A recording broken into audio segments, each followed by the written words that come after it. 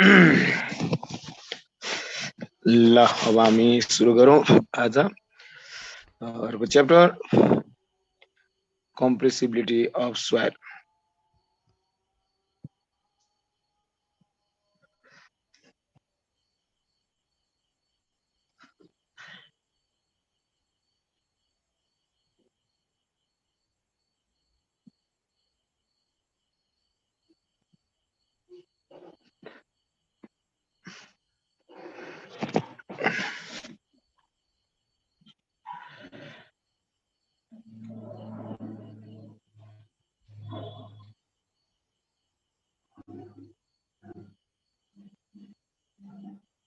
ल अब compressibility of soil भने चाहिँ के भने soil massले जब तपाईले कुनै compressive load लगाउनुहुन्छ soil massले बिस्तारै आफ्नो भोल्युममा डिक्रिज देखाउँछ रिडक्सन देखाउँछ under the effect of applied compressive stress the potential is known as the compressibility of the soil. त्यो रिडक्सन गर्ने पोटेन्शियललाई हामी compressibility of soil भनेर भन्छ.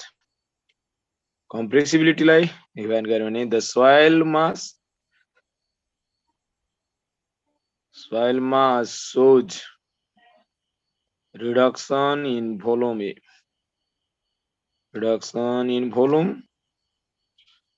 under the effect of applied vertical stress under the effect of applied compressive stress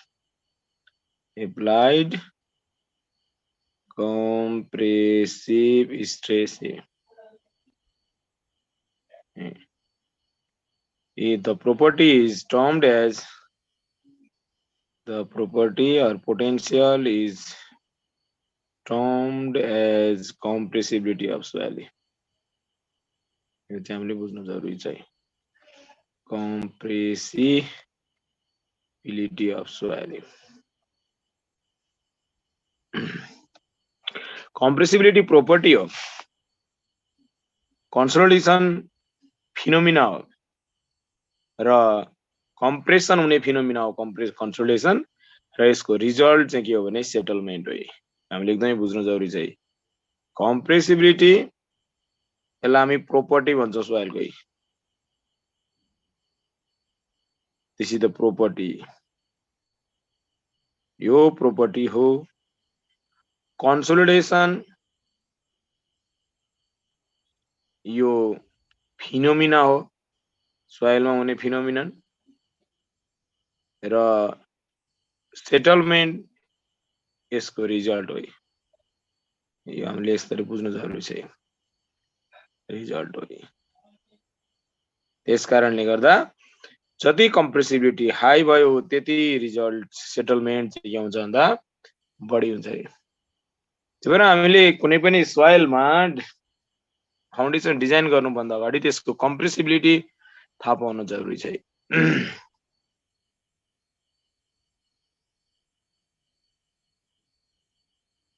ल त्यसो भने अब आउँ जाम यो कन्सोलिडेसन भन्ने फिनोमिनामा. कन्सोलिडेसन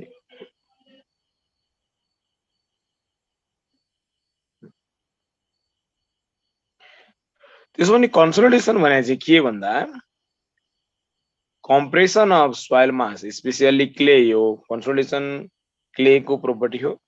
फाइन सोइल को प्रोपर्टी हो. किन भन्दा जसले धेरै पानी राख्न सक्छ होल्ड गर्न सक्छ भोइडमा त्यसकै प्रोपर्टी हो यो कन्सोलिडेसन. कन्सोलिडेसनलाई डिफाइन गर्ने हो भने compression of soil mass due to expulsion of water from void. voidमा रहेको पानी बाहिर गइदिनाले void खाली हुने र त्यो voidलाई माथिको लोडले कम्प्रेस गरेर जुन compression आउँछ त्यसलाई हामी consolidation भनेर भन्छ. compression of soil mass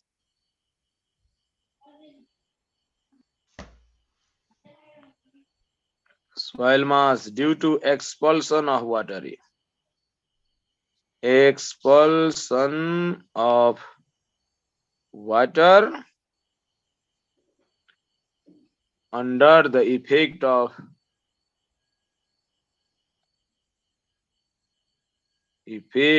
applied load is consolidation, त्यसलाई हामी कन्सोलिडेसन भनेर भन्छ। त्यसो हो भने किन हुन्छ कन्सोलिडेसन? यसको कन्सेप्ट अथवा प्रिन्सिपल भनौँ, प्रिन्सिपल भन्न सक्छ कुन सिद्धान्तले कन्सोलिडेसनलाई गाइड गर्छ, यानी कन्सेप्ट अफ कन्सोलिडेसन। कन्सोलिडेसन कसरी हुन्छ र किन हुन्छ भन्ने कुरा बुझौँ। अब हेर्नुहोस् है, तपाईले साइटमा बिफोर कन्स्ट्रक्सन तपाईको साइट यस्तो चाहिँ कुनै लेभलमा वाटर होला, हुन नि सक्छ ग्राउन्ड वाटर हुन नि सक्छ, क्ले छ सपोज गर्नुहोस्, यो साइट हो हाम्रो। Site before construction, before construction हाम्रो साइट यस्तो छ। अब तपाईले यही साइटमा तपाईले के गर्दिनु भयो, कन्स्ट्रक्सन गर्दिनु भयो, कम्प्लिट भयो तपाईको कन्स्ट्रक्सन। अब हेर्नुहोस् है, आफ्टर इमिडिएट कन्स्ट्रक्सन के हुन्छ हेर्नुहोस् है, आफ्टर इमिडिएट कन्स्ट्रक्सन, कन्स्ट्रक्सन सकिने बित्तिकै तपाईको साइटमा हेर्ने हो भने के हुन्छ भन्दा, यो तपाईको साइटमा तपाईले कन्स्ट्रक्सन कम्प्लिट गर्नुभयो। यो कन्स्ट्रक्सन कम्प्लिट गर्ने बित्तिकै यो कन्स्ट्रक्सनले के गर्छ भन्दा, लोड यहाँ कतै वाटर टेबल छ, यो क्ले छ हैन, यसले चाहिँ लोड यसरी बाँडिन्छ के, जहिले पनि 2:1 डिस्ट्रिब्युसन गर्छ यसरी, यो लोड यसरी बाँडिन्छ यसरी। दिस इज द, यो डट लाइन भित्रको सोइलमा चाहिँ लोड पर्छ, that is the load इफेक्टिङ area. यसको चाहिँ जहिले पनि 2:1 डिस्ट्रिब्युसन चाहिँ साइन्टिफिक तरिकाले पत्ता लागेको चिज हो। 2:1 डिस्ट्रिब्युसन चाहिँ मोस्टली यो डिस्ट्रिब्युसन हुन्छ। अब तपाईले यसको कारणले गर्दा के हुन्छ भने, यो लोड इफेक्टिङ एरियामा तपाईले यहाँ पिजोमिटर राखेर नाप्ने हो भने, अब हेड यहाँ देखाइदिन्छ पानी, यो लेभलमा पानी देखाइदिन्छ, that is the delia's head excess develop भयो, u nought equals to delia's into gamma डब्लु, यति प्रेसर चाहिँ यहाँ डेभलप भएको छ, जसलाई हामी एक्सेस पोर वाटर प्रेसर भनेर भन्छ, लोडको कारणले गर्दा। अब भइदिन्छ के भने, अब यही हो main phenomena. After immediate construction पानी वाटर इनकम्प्रेसिबल छ, वाटर माथि लोड पर्यो, वाटरमा चाहिँ excess head excess pore water pressure develop हुन्छ। अब जसको कारणले गर्दा अब वाटरले आफ्नो आफ्नो उ देखाउन थाल्छ, यस्तो भइदिन्छ, वाटर के हुन्छ बिस्तारै सराउन्डिङ सोइलतिर बग्न थाल्छ। अब वाटर सराउन्डिङ सोइलतिर बग्न थाल्छ, यसको रिजल्ट फिनोमिना अब स्टार्ट भयो कन्सोलिडेसन यसरी। अब तेस्रो फिगर चाहिँ के हो भने, consolidation in process, in process, प्रोसेसमा चाहिँ कन्सोलिडेसन के भइदिन्छ भन्दा, अब लोड इफेक्टिङ एरियाबाट पानी सराउन्डिङ सोइलतिर बग्न थाल्छ, यसरी पानी water flow to surrounding soil,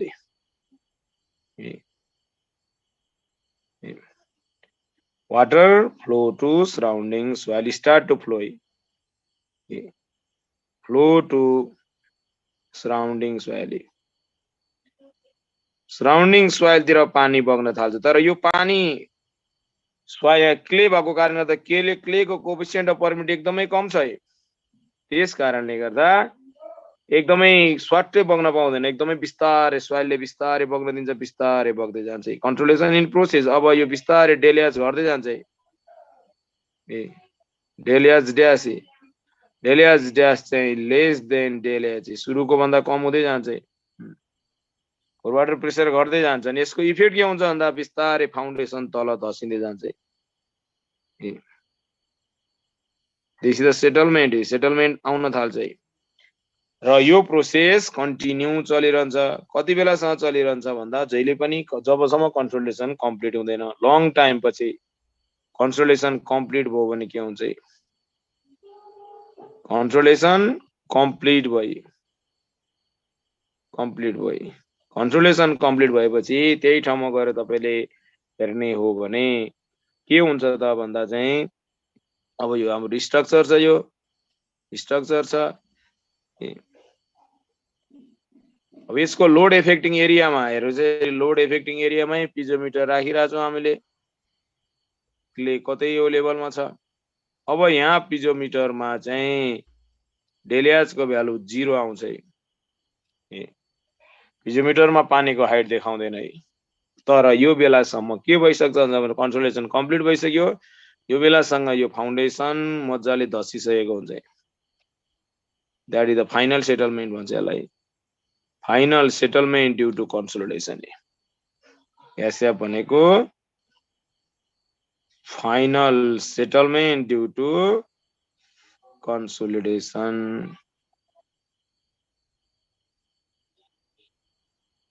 consolidation को कारणले गर्दा सेटलमेन्ट भइसक्छ कम्प्लिट हुने बेला छ एसएफ। वाटर बग्नलाई बन्द गर्छ किनकि सराउन्डिङ सोइल भन्दा भित्र र बाहिर वाटरको प्रेसर सेम छ। डेलिया 0 हुने बित्तिकै that is the major principle of consolidation. Consolidation किन हुन्छ भन्ने कुरा कहिलेसम्म चल्छ भन्दा जहिलेसम्म यु नट 0 हुँदैन। डेलिया 0 हुने बित्तिकै यु नट 0, दैट इज यु नट 0। सुरुमा डेभलप भएको यु नट 0 नहुँदासम्म सराउन्डिङ सोइल र लोड इफेक्टिङ एरिया भित्र रहेको सोइलमा रहेको पानीको हेड फरक हुन्छ, प्रेसर फरक हुन्छ, पोर वाटर प्रेसर, जसको कारणले गर्दा पानी जहिले पनि के गर्छ भन्दा हाई प्रेसरबाट लो प्रेसरतिर बग्दिन्छ। तर क्लेको कोएफिसिएन्ट अफ परमिटिभिटी एकदमै कम हुन्छ अनि बिस्तारै बग्दै जान्छ र लामो समय लिन्छ कन्सोलिडेसन कम्प्लिट हुनलाई। That is the major phenomena of consolidation. त्यसो भने हेरौँ यी माथिका फिगरलाई के हुन्छ भन्दा आफ्टर कन्स्ट्रक्सन के हुन्छ त भन्दा excess pore water pressure develop हुन्छ। Excess pore water pressure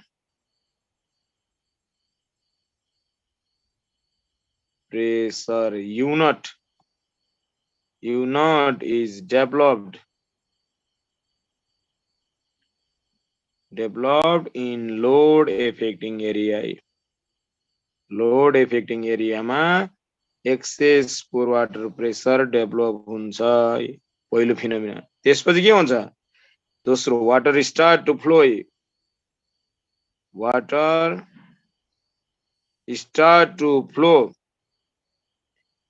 from void of load affecting area.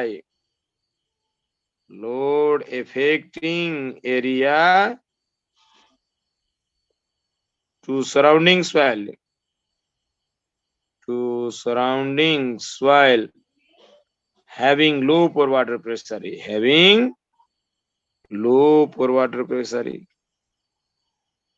Pore water pressure जता कम छ त्यतैतिर पानी बग्दिन साल्छ।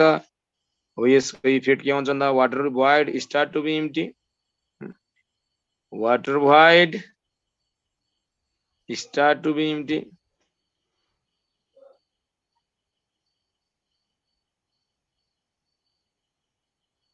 Empty and empty water void start to be compressed. Empty water void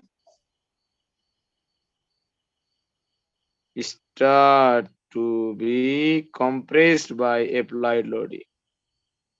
Compressed by applied load. That is the major phenomena. Load resulting यसको result नै के हो भन्दा settlement.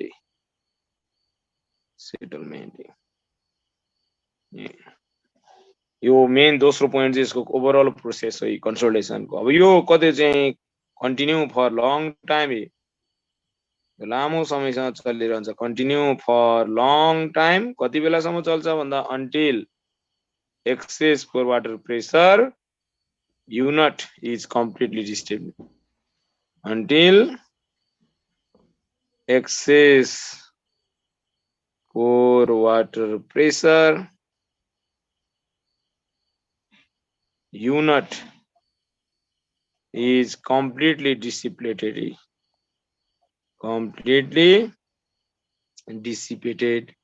त्यो डिसिपेटेड नहुँदासम्म यो प्रोसेस चाहिँ चलिरहन्छ लामो समयसम्म। दैट इज यु नट 0 हुन्छ फाइनल्ली अनि सराउन्डिङ सोइल र त्यहाँको पोर वाटर प्रेसर सेम हुन्छ अनि वाटर बग्नलाई बन्द हुन्छ हैन। त्यसैले गर्दा so it is consolidation, it is time dependent natural phenomena हो। dependent natural phenomena हो, natural phenomena नि किन भन्दा लामो समयसम्म चलिरहने नेचुरल फिनोमिना हो। यो हामीले चाहेको फिनोमिना हैन, यो आफै भएको फिनोमिना हो। र यसले लार्ज सेटलमेन्ट दिन्छ, gives large settlement in clay, settlement in clay र यो स्पेशली फाइन सोइल को प्रोपर्टी हो।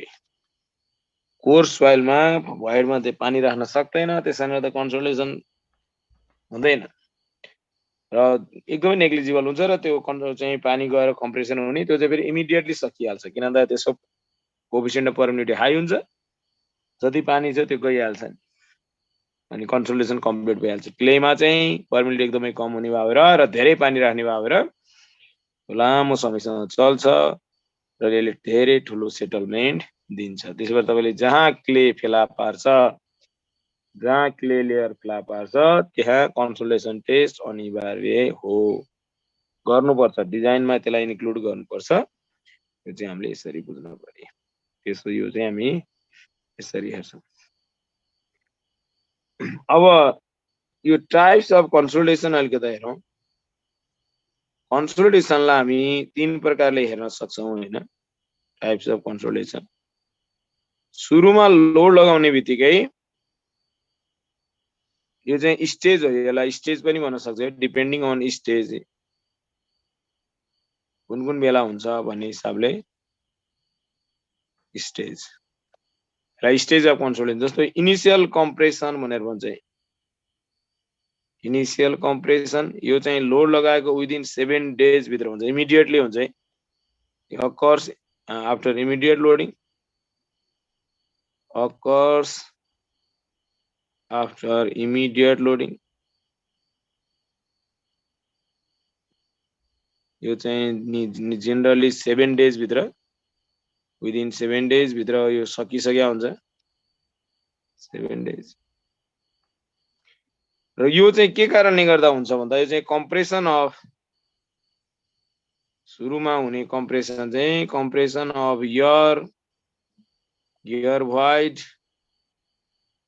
एन्ड सोइल पार्टिकल्स हुने compression which is the negligible र यसलाई अर्को टर्ममा इलास्टिक कम्प्रेसन पनि भन्न सक्छौं। इलास्टिक कम्प्रेसन हो यो र यसले चाहिँ एकदमै कम सेटलमेन्ट गिव्स स्मल कम्प्रेसन। यो कारणले गर्दा हुने कम्प्रेसन चाहिँ स्मल कम्प्रेसन हुन्छ। त्यसपछि अब अर्को स्टेज सुरु हुन्छ। अर्को स्टेज भनेको प्राइमेरी कन्सोलिडेसन। यहाँ चाहिँ अब पानी बग्न सुरु गर्छ, प्राइमेरी कन्सोलिडेसन। यसलाई चाहिँ हामी के कारणले गर्दा भन्दा यो चाहिँ compression due to expulsion of water from void, due to expulsion of water from void. यसले हो लामो समय लिने, कन्टिन्यू फर लङ टाइम। अहिले भर्खर हामीले पढेको यही हो, कन्टिन्यू फर लङ टाइम। र यो कारणले गर्दा हुने सेटलमेन्ट चाहिँ लार्ज हुन्छ है, लार्ज कम्प्रेसन हो। यसले दिने कम्प्रेसन एकदमै बढी हुन्छ प्राइमेरीको कारणले गर्दा इन्क्ले। त्यसपछि सीमा छ सेकेन्डरी कन्सोलिडेसन। यो प्राइमेरी कन्सोलिडेसन यानी वाटर भोइड कोल्याप्स भइसकेपछि त्यो सोइल पार्टिकललाई लोडले थिचेर एकदमै मिलाएर राखिदिन्छ, प्लास्टिक रिअरेन्जमेन्ट भन्छ त्यसलाई हामी। भोइड कोल्याप्स हुनु चाहिँ प्राइमेरी कन्सोलिडेसन हो। भोइड कोल्याप्स भइसकेपछि सोइल लोड माथि लागेको लोडले थिच्दा थिच्दै पार्टिकललाई एकदमै मिलाएर राखिदिन्छ, प्लास्टिक रिअरेन्जमेन्ट गरिदिन्छ। त्यसको कारणले गर्दा एकदमै स्मल कम्प्रेसन हुन्छ, त्यसलाई हामी सेकेन्डरी कम्प्रेसन भन्छ। compression of soil mass due to plastic rearrangement of soil particle हो यो। compression of soil mass due to plastic rearrangement of soil particles by applied loading. Arrangement of soil particles by applied loading. Applied loading.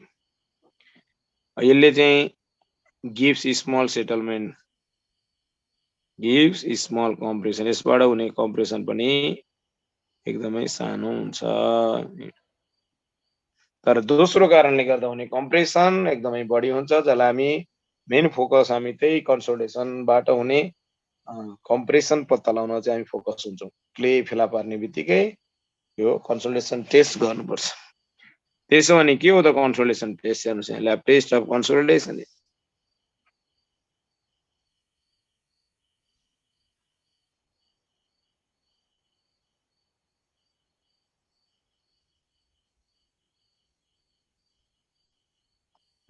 Lab test of consolidation, कन्सोलिडेसनको टेस्टलाई हामी oedometer test भन्छ।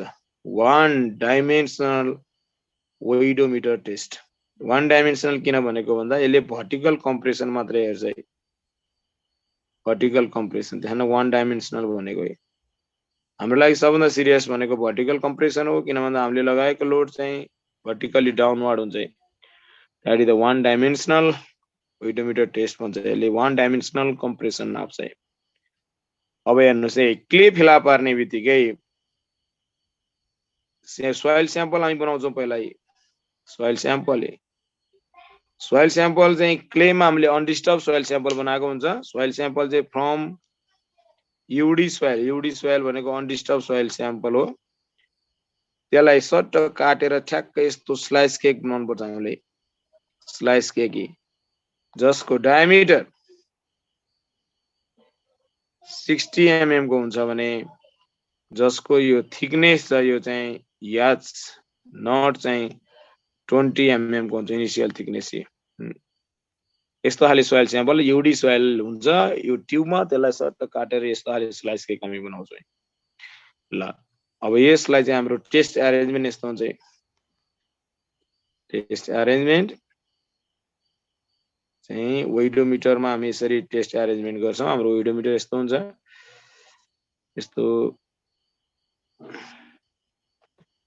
Frame हुन्छ, जमिन यो गयो, यसको चाहिँ यहाँ प्लेट हुन्छ यस्तो। यो प्लेटमा चाहिँ हामी एउटा माउल राख्छौँ यसरी,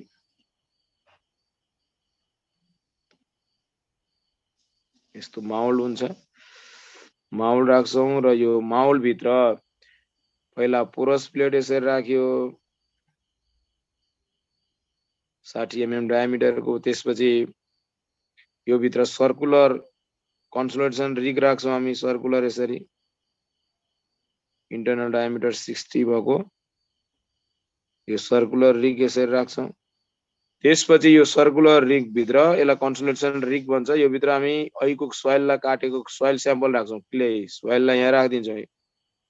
राखिसकेपछि फेरि माथि पोरस प्लेट राख्छौँ हामी, ताकि के होस् भने सोइल निचरिएर पानी सजिलै बाहिर जान सकोस्। यो माथि फेरि पोरस प्लेट राख्यो, पोरस प्लेट माथि लगेर अनि लोडिङ क्याप राख्यो यसरी फलामको। अनि यो माथि यस्तो बल्ब राख्छौँ र यो बल्बमा यसरी एउटा लिभर आर्म यसरी आएको हुन्छ, लिभर आर्म। यो चाहिँ यहाँ पिन जोइन्ट हुन्छ, यसको पिन जोइन्ट यो चाहिँ तलमाथि गर्न सक्छ र यसको तल चाहिँ यसरी फलाम झुन्डिएको हुन्छ रड र यसकोमा यस्तो बेस हुन्छ यस्तो। यो तपाईले लोड चाहिँ यता एप्लाई गर्ने, यस्तो गरेको यस्तो परेको लोड हुन्छ, यस्तो परेको लोडलाई चाहिँ तपाईले यहाँ राख्ने हो लोड। यो लोडले यसलाई लिभर आर्म भन्छ। लिभर आर्म, यो लिभर आर्मलाई तल तान्छ, जसको कारणले गर्दा लोड चाहिँ अल्टिमेटली सोइल स्याम्पल माथि पर्छ। लिभर आर्म भन्छ यसलाई। अनि सोइल कम्प्रेस हुन्छ, पानी हामीले पहिला स्याचुरेट गर्नलाई पुरै पानी यहाँ राखिदिएको हुन्छौँ सोइल स्याचुरेट गर्नलाई। अनि तपाईको के हुन्छ सोइल कम्प्रेस हुन्छ कति कम्प्रेस भयो भन्ने त्यो नाप्नको लागि चाहिँ तपाईले लगाएको लोडले कति कम्प्रेस गर्यो भन्नको लागि यहाँ एउटा डायल गज राखिदिन्छौँ हामी which measure the compression dial गजले के नाप्छ भन्दा मेजर कम्प्रेसन डिफर्मेसन नाप्छ measure deformation this is the load arrangement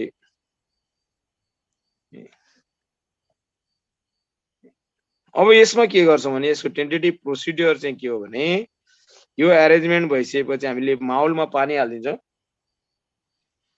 पहिला हामी लोड एप्लाई गर्छौं एप्लाई सेटिङ लोड हो यो सेटिङ लोड चाहिँ 5 kilo newton per metre square को सेटिङ लोड लगाइदिने पुट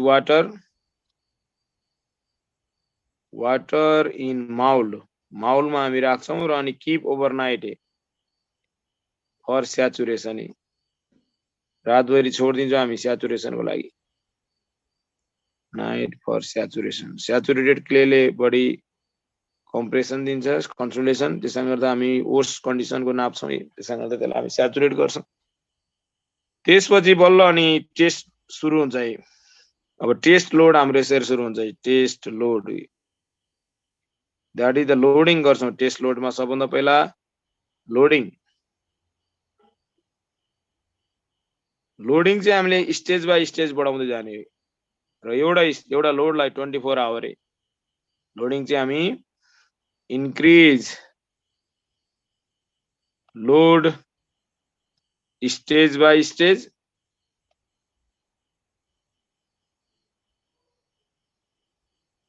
अनि one load for 24 hour हो one stage load चाहिँ load for 24 hour with dial gauge observation dial गज observation 24 hours हामी डायल गज observation गर्छौं ए टाइम प्याटर्न चाहिँ के छ हुन्छ भन्ने हाम्रो टाइम प्याटर्न यस्तो हुन्छ 0 second 15 second 30 second 1 minute 2 minute 4 minute 8 minute 16 minute आधा घंटा 1 घंटा 2 घंटा 4 घंटा 8 घंटा 16 घंटा र 24 आवर 24 आवर भएपछि फेरि लोड बढाउँछ increase load stage by stage र लोडिङमा हाम्रो first load 10 kilo newton per metre square को हुन्छ त्यसपछि अर्को 24 घण्टा पछि सेकेन्ड को 20 kilo newton per metre square यो 24 आवर को लागि त्यसपछि बढाएर 40 kilo newton per metre square गर्छौं this is the third day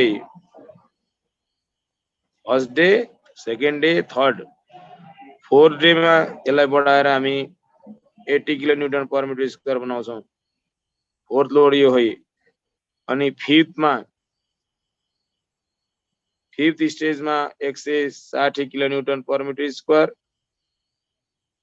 त्यहाँबाट सिक्स्थ स्टेज में 320 kilo newton per metre square र सेभेन्थ स्टेज में हामी गएर 640 generally 640 kilo newton per metre square सम्मको स्टेज लाउँछौं हामी दैट इज द लोडिङ त्यसपछि तपाईले अनलोडिङ गर्नुहुन्छ दोस्रो अनलोडिङ 640 बाट पुगेको छ यसलाई 180 मा झार्छौं 160 मा झार्छौं 1/4 मा यसको पनि फर 24 आवर मा राख्छौं विथ डायल गज अब्जर्भेसन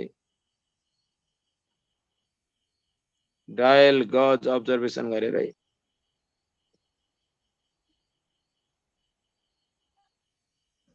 180 40 24 घण्टा पछि यसलाई 40 मा झार्छौं यो पनि फर 24 आवर नै हो विथ डायल गज अब्जर्भेसन यहाँ चाहिँ इलास्टिक कम्प्रेसन छ भने त्यो चाहिँ यसले रिगेन गर्छ डायल गज अब्जर्भेसन र 0 लाई पनि हामी 0 किलोन्युटन पर मिटर स्क्वायर बनाएर फर 24 आवर विथ डायल गज अब्जर्भेसन दैट इज अनलोडिङ। अब तपाईलाई रिलोडिङ को इफेक्ट पनि हेर्न मन लाग्यो भने फेरि रिलोडिङ गर्ने रिलोडिङ सेम एज लोडिङ लोडिङ 10 20 40 गर्दै 24 घण्टामा यसरी हामीले यो टेस्टमा लोडिङ अनलोडिङ र रिलोडिङ हामी हेर्न सक्छौं। अब यो पछि हामीले यसको मेजरमेन्ट हामीले गर्छौं हैन। मेजरमेन्ट कस्तो हुन्छ भने र मेजरमेन्टबाट हामी भोइड रेशियो निकाल्छौं। मेजरमेन्ट हामीले गरेको मेजरमेन्ट के हो भने हामीले सिग्मा बार लगायौं that is the effective stress. जहिले पनि कन्सोलिडेसन इफेक्टिभ स्ट्रेसले गर्छ। यहाँ तपाईले डायल गज रिडिङ लिनुभयो गज रिडिङ डायल गज रिडिङबाट तपाईको कम्प्रेसन आउँछ यसबाट डेल एज आउँछ कति हाइट घट्यो यो डेल एजबाट याच आउँछ सोइल को thickness H naught plus minus del H compression मा गर्ने रिलोडिङ मा बढ्छ हैन।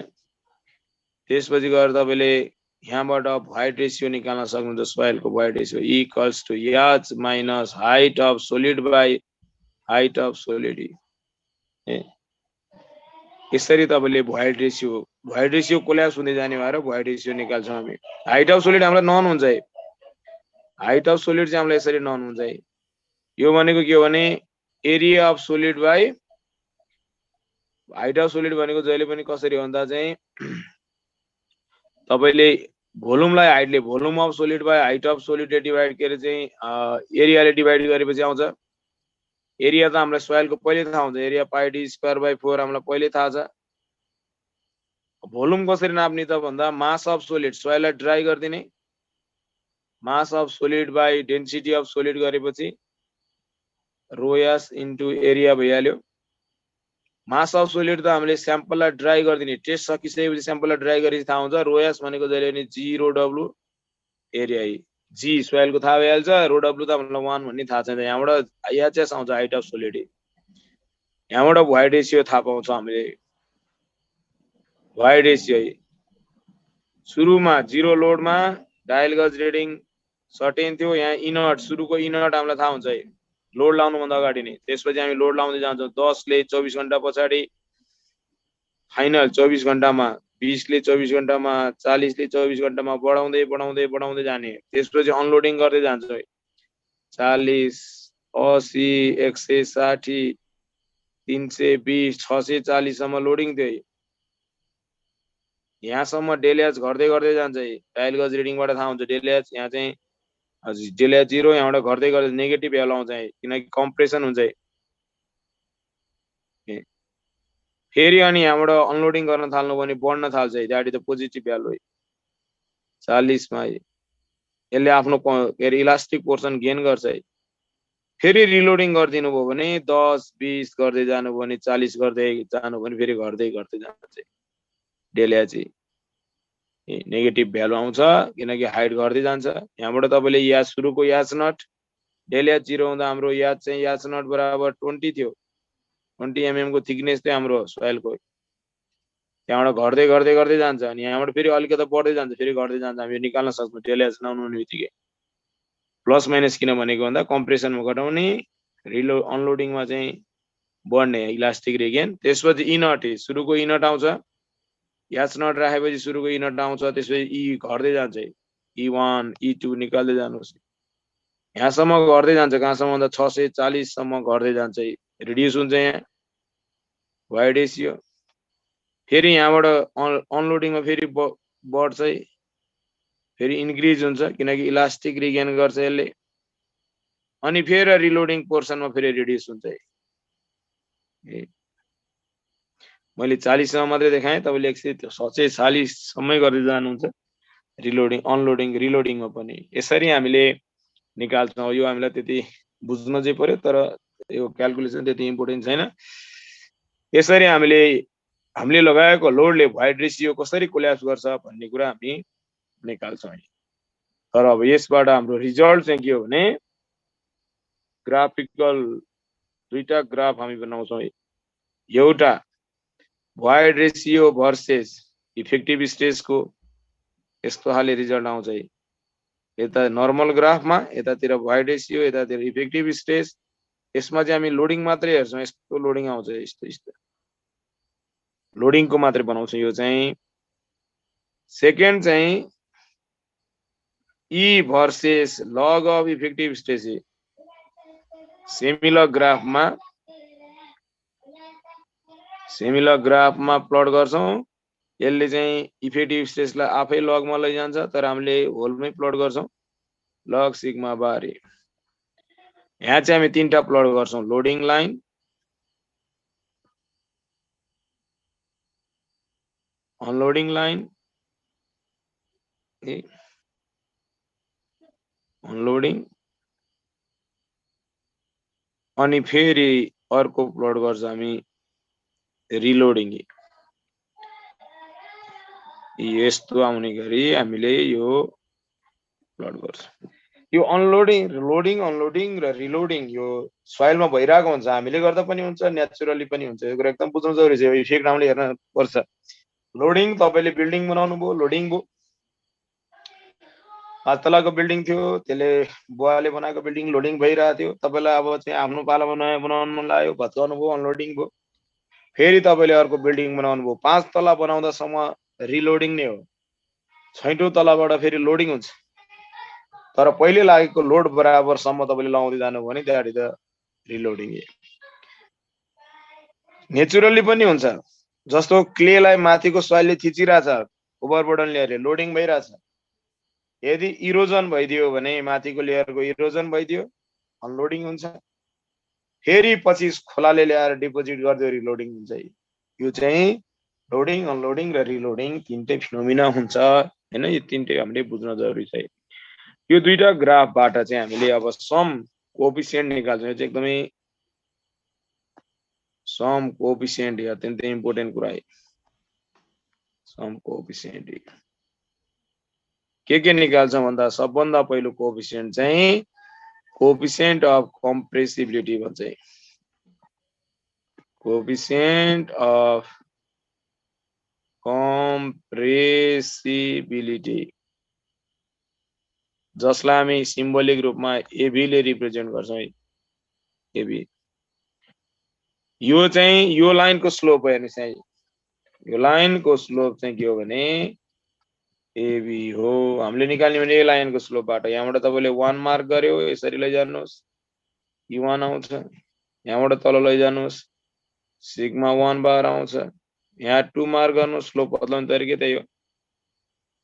सिग्मा E2 आउँछ, यहाँबाट तल लैजानुस्, सिग्मा 2 बार आउँछ।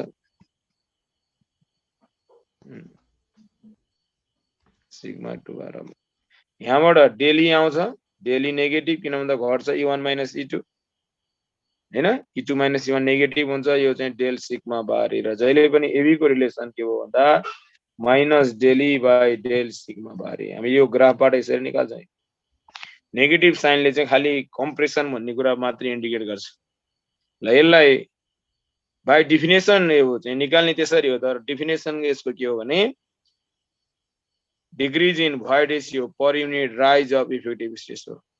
Decrease in void ratio per unit rise of effective stress. यसरी डिफाइन गर्न सक्छौँ इफेक्टिभ स्ट्रेस। अब म्याथमेटिकली यसको रिलेसन के भयो त भन्दा AV equals to minus del e by del sigma bar. Negative sign indicates decrease in void ratio. That is the coefficient of compressibility. त्यसपछि दोस्रो छ हाम्रो coefficient of volume change. Coefficient of volume change. That is the MB यसलाई standard MB ले indicate गर्छ र यो MB को डेफिनेसन चाहिँ के हो भने भोलुमेट्रिक स्ट्रेन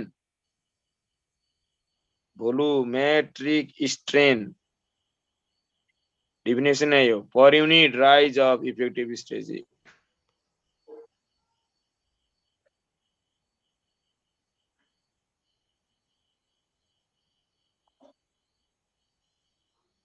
इफेक्टिभ स्ट्रेस र म्याथमेटिकली यसको बाइ डेफिनेसन यसको फर्मुला यो है minus del V by V that is the volumetric strain per unit rise of effective stress by definition यसको रिलेसन यस्तो हुन्छ तर अब हामीले यो कसरी पत्ता लगाउने त भन्दा यसरी फ्रम थ्री फेज मा जाने हो भने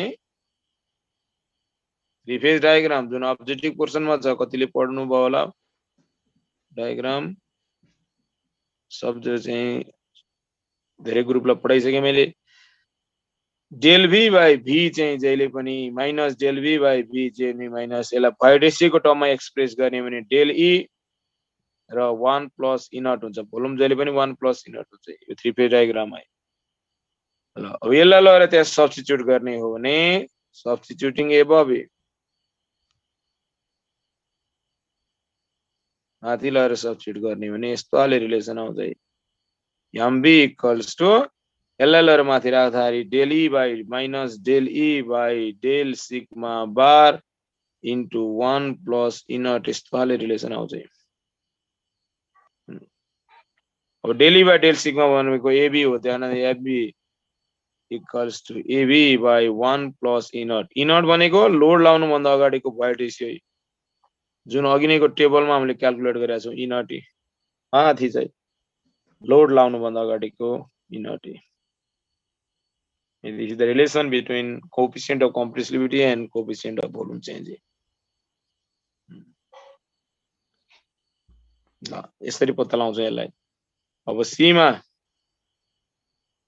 coefficient of compression भन्छ coefficient of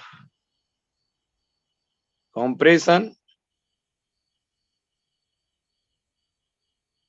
or compression index भन्छ compression index CC यो चाहिँ यो ग्राफमा यो चाहिँ स्लोप अफ लोडिङ लाइन हो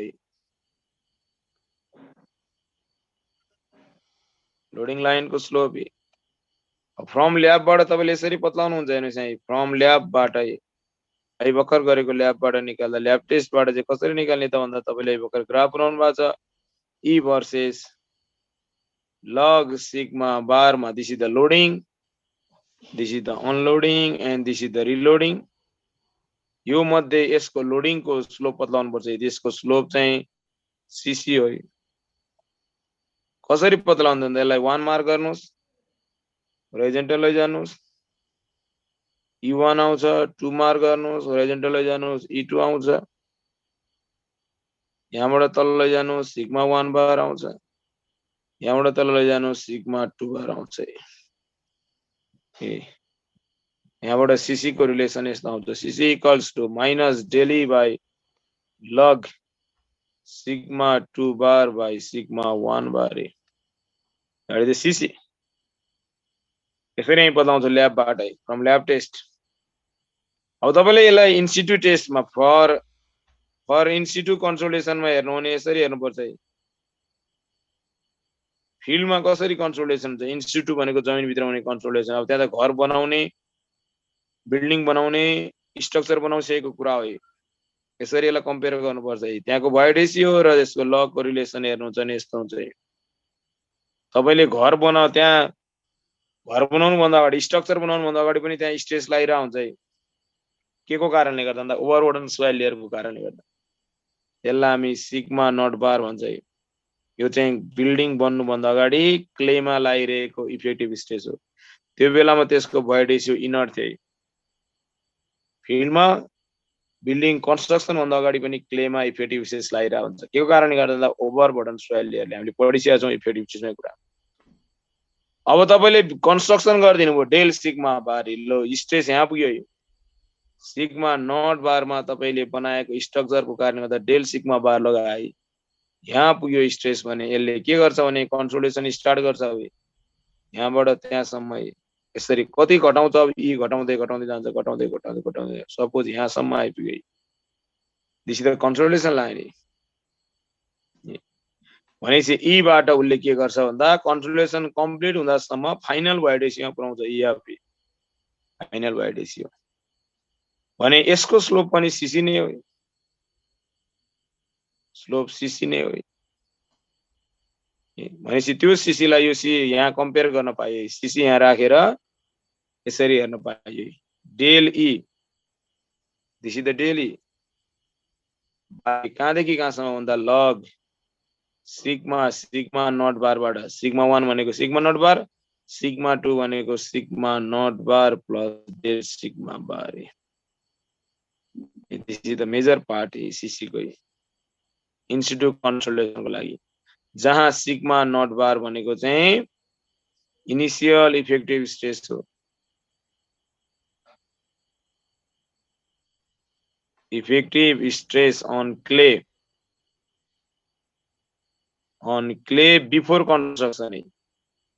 बिफोर कन्स्ट्रक्सन लागिरहेको कति छ हैन त्यसपछि अर्को चाहिँ डेल सिग्मा बार चाहिँ increase in stress increase in effective stress on clay increase in stress भनौं on clay after construction तपाईले कन्स्ट्रक्सन गर्नाले कति स्ट्रेस इन्क्रिज भयो ल जहिले पनि कन्सोलिडेसन केले दिन्छ भन्दा सबभन्दा समस्या भनेको इन्क्रिज इन स्ट्रेस हो इन्क्रिज इन स्ट्रेसले चाहिँ हामीलाई प्रब्लम गर्छ सोइलमा ल यो चाहिँ यसरी हामी कम्पेयर गर्न सक्छौं भने अर्को एउटा इम्पेरिकल रिलेसन पनि छ इम्पेरिकल रिलेसन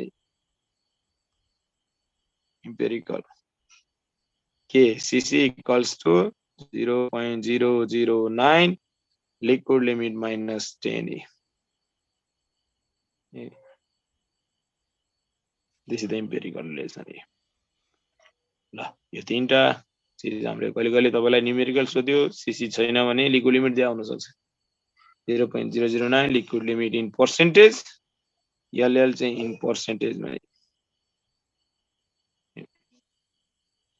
ल यो भयो कम्प्रेसन कोएफिसिएन्ट अफ कम्प्रेसन एउटा अर्को डी मा छ कोएफिसिएन्ट अफ एक्सपान्सन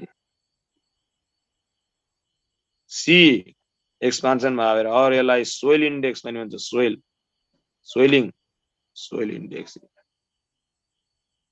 यो चाहिँ तपाईले अहिले भर्खर बनाएको लाइनमा अनलोडिङ लाइनको स्लोप हो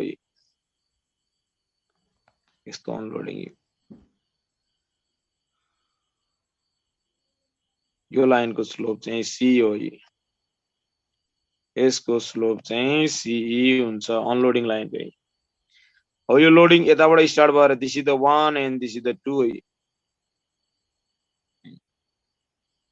यहाँ चाहिँ 1 बाट 2 मा वाइड रेशियो बढ्छ डेली पोजिटिभ आउँछ E1 and E2 minus E1 positive and sigma 2 bar sigma 1 भन्दा कम हुँदै जान्छ यहाँबाट तपाईले यसको C निकाल्न सक्नुहुन्छ positive daily by log sigma 2 bar by sigma 1 bar that is the expansion soil index अर्को छ यो इलास्टिक कर्व हो यो इलास्टिक रिगेन हो र अर्को छ तपाईको के भने कोएफिसिएन्ट अफ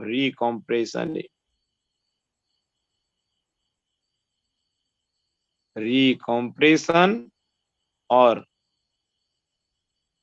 यसलाई रिकम्प्रेसन इन्डेक्स पनि भन्छ सीआरई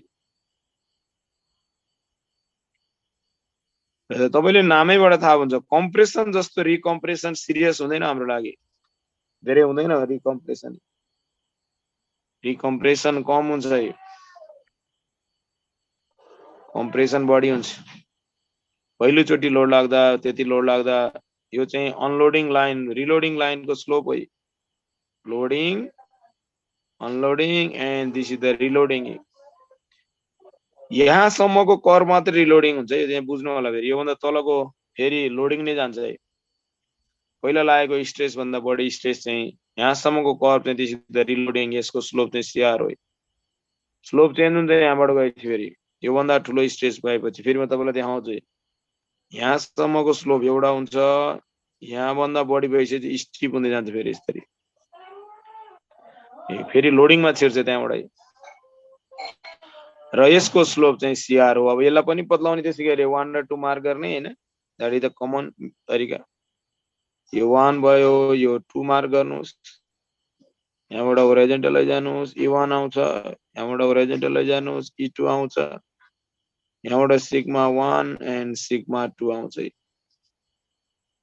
र सीआर को पनि नेम माइनस डेली किन भन्दा डिक्रिज इन वाइ ratio log sigma 2 bar by sigma 1 bar this is the र ध्यान दिनुपर्ने CR चाहिँ very low than CC generally CR चाहिँ less than 1/10 of CC यस्तो आउँछ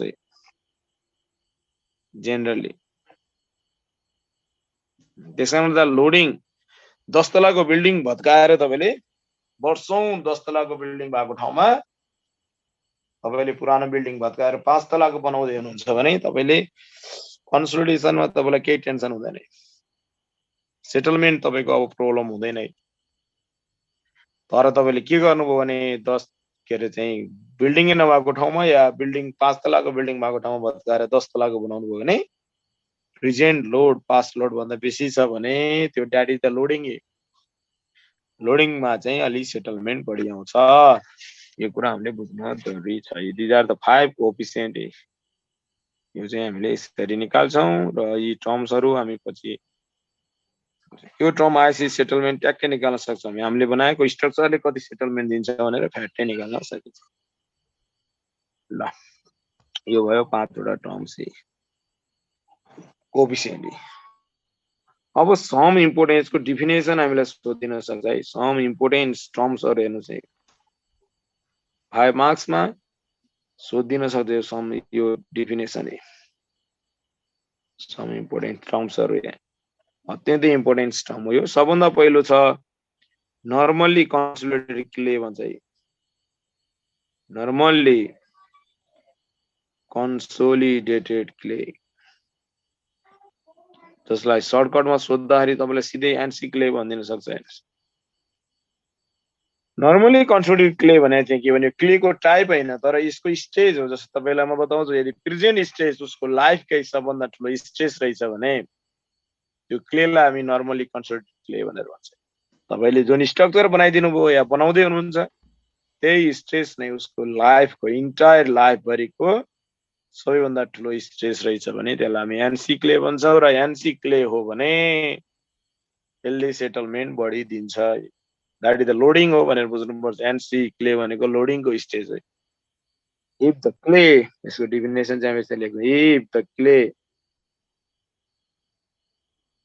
had not been subjected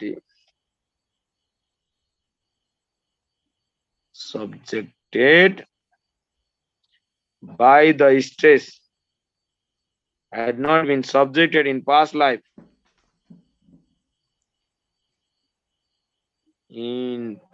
life मा लागेको छैन by the stress larger than present stress by the stress larger than present stress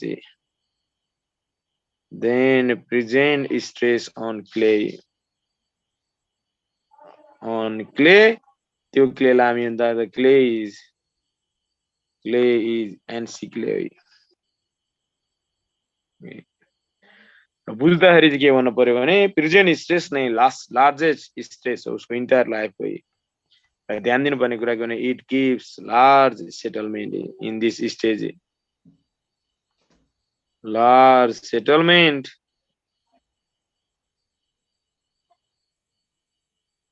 due to consolidation in this stage मा चाहिँ कन्सोलिडेसनको कारणले गर्दा हुने सेटलमेन्ट ठुलो हुन्छ त्यही भएर तपाईले एनसी क्ले हो भने एकदमै अलि प्रिकसन गर्नुपर्छ। अर्को छ ओभर कन्सोलिडेटेड क्ले भन्छ है। ओभर कन्सोलिडेटेड क्ले, यसलाई हामी ओसी क्ले भनेर भन्छौँ है। ओसी clay,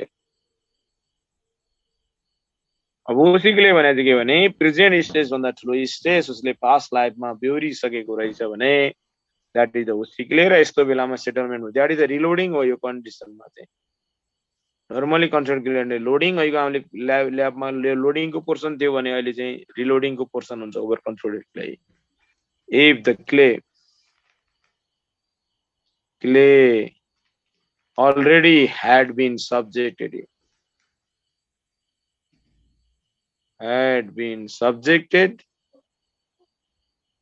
by the stress, subjected in past life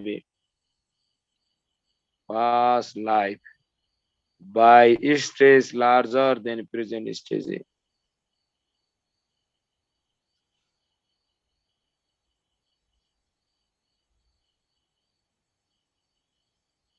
Present stress on clay. The clay is ओसी क्ले। र ओसी क्ले रहेछ भने हामीलाई त्यति टेन्सन लिनु पर्दैन। It gives small settlement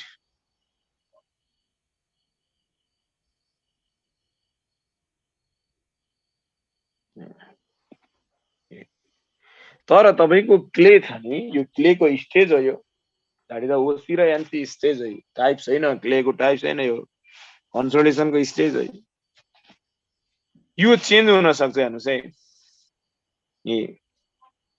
change in stage, यो चेन्ज हुन सक्छ। त्यसको कारण के हो? हेर्नुस् त, यो चेन्ज हुन सक्छ causes of change in stage. यो पनि हामीलाई सोध्ने, what do you mean by NC and OC clay? Describe the causes of change of stage भनेर। यो चेन्ज हुन सक्छ है। कसरी भन्दा दुईटा अब चेन्ज भन्ने बित्तिकै दुईटा, एउटाबाट अर्को। एनसीबाट ओसीमा चेन्ज हुन सक्छ, एनसी टु ओसी चेन्ज हुन सक्यो, ओसी टु एनसी चेन्ज हुन सक्यो। के कारणले गर्दा चेन्ज हुन्छ हेर्नुस् है, कजेज हेर्नुस् है। NC to OC, OC to NC. NC to ओसीमा चेन्ज हुने पहिलो कारण भनेको के भन्दा अनलोडिङ। अनलोडिङ कसरी हुन्छ? डिसमेन्टल गर्नु तपाईले, डिसमेन्टल अफ स्ट्रक्चर। घर भत्काउनु भयो भने प्रेजेन्ट स्टेज पास्ट स्टेज भन्दा सानो हुन्छ, जसको कारणले गर्दा तपाईँ ओसी स्टेजमा जानुभयो एनसीबाटै। भने ओसीबाट एनसीमा चेन्ज हुने कारण हेर्नुस् है। तपाईले के गर्नु भन्दा लोड लगाइदिनु भयो, लोडिङ, द्याट इज कन्स्ट्रक्सन गरिदिनु भयो है। कन्स्ट्रक्सन गरिदिनु भयो भने प्रेजेन्ट स्टेज बढी हुन्छ है, द्याट इज द ओसीबाट एनसीमा जान सक्छ है। त्यस्तै दोस्रो एनसीबाट ओसीमा जाने यानी प्रेजेन्ट स्टेज घट्ने कारण के हो भन्दा एउटा नेचुरल कारण छ इरोजन। धेरै ठाउँमा यस्तो कारणले गर्दा यार इरोजन यस्तो लेयरका मुनि तपाईको के थियो भने यहाँनिर क्ले थियो, तपाईको हेर्नुस् त, तीनटा लेयर मुनि क्ले थियो। इरोजनले के गर्दियो भन्दा दुईटा लेयरलाई उडाइदियो भने आफ्टर इरोजन यो दुईटा लेयर इरोड भएर गए। अब प्रेजेन्ट स्टेज घटे, तपाई ओसीमा जानुभयो। अर्को छ डिपोजिसन, यसको जस्ट उल्टो फिनोमिना हेर्नुस् है। दुईटा लेयर थियो क्ले माथि, दिस इज द क्ले, तर खोलाले के गर्दियो भने ल्याएर लेयरका लेयर ल्याएर थप्दै, यो माथि ल्याएर थप्दै एउटा दुईटा layer, this is the deposit. अब प्रेजेन्ट स्टेज बढे, ओसीबाट एनसीमा गयो, नेचुरली पनि चेन्ज हुन्छ स्टेज। अब अर्को सीमा छ, तपाईले इफेक्टिभ स्टेजमा पढ्नु भयो जस्तै भएर हामीले पढ्यौं, rise of ground water table effective stage घट्छ एनसीबाट ओसीमा जान्छ rise of ground water table rise of ground water table भयो भने इफेक्टिभ स्टेज घट्छ प्रेजेन्ट स्टेज घट्यो प्रेजेन्ट स्टेज घट्ने बित्तिकै ओसीमा गयो अर्को चाहिँ drop of ground water table water table घट्यो भने इफेक्टिभ स्टेज बढ्छ प्रेजेन्ट स्टेज बढ्ने बित्तिकै तपाईँ एनसीबाट ओसीबाट एनसीमा चेन्ज हुन्छ यस्ता कजेजहरू छ जुन हाम्रो कारणले गर्दा होस् या नेचुरल कारण क्लेले आफ्नो स्टेज चेन्ज गर्न सक्छ यो सोधिन सक्छ कजेज अफ स्टेज अब तेस्रो टर्ममा हामी pre consolidation pressure pre consolidation pressure भन्छ यसलाई हामी सिग्मा मैक्स यो चाहिँ के हो भने कुनै पनि क्लेले उसको फर्मेसनबाट प्रेजेन्ट स्थितिमा आउँदासम्म उसले बेहोरेको सबैभन्दा लार्जेस्ट स्टेजलाई हामी के भन्छ भन्दा प्री कन्सोलिडेसन प्रेसर भन्छ largest stage of its past life by which the clay has been subjected in its past life. Allow me pre-consolidation pressure. The largest stage, the maximum stress,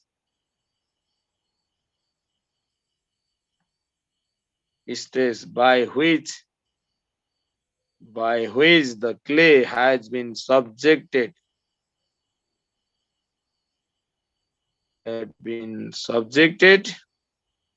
in its past life. In its past life. Life is termed as pre-consolidation pressure. Sigma max भन्छ त्यसलाई अब यो sigma max कसरी पत्ता लगाउँदा लाखौं वर्ष भइसक्यो क्ले फर्मेसन भएको यो लाखौं वर्षको दौरानमा विभिन्न नेचुरल एन्ड विभिन्न मेन-मेड फिनोमिनाहरु त्यो क्ले माथि भइसकेको हुन्छ तै पनि हाउ टु डिटरमाइन अहिले हेरेर भएन अहिले जग्गामा कति तलाको छ भनेर हेरेर भएन अहिले खाली जग्गा के छ भनेर हेरेर भएन यसको त 2 लाख 3 लाख 4 लाख वर्षको लाइफ भइसकेको छ क्ले पृथ्वी फर्मेसनबाट त्यहाँ क्ले फर्मेसनबाट पृथ्वी हैन क्लेको फर्मेसन भावबाट त्यहाँ स्टेज लागिरा आउँछ त्यो बेलाको सदेखि अहिले सम्मको म्याक्सिमम कसरी पत्ता लगाउने भन्दा क्यासा ग्रान्डेज मेथड चाहिँ method to determine sigma mass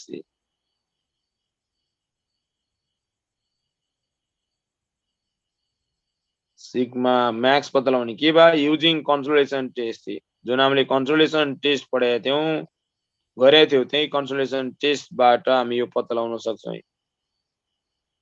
कसरी गर्ने त हेर्नुस् है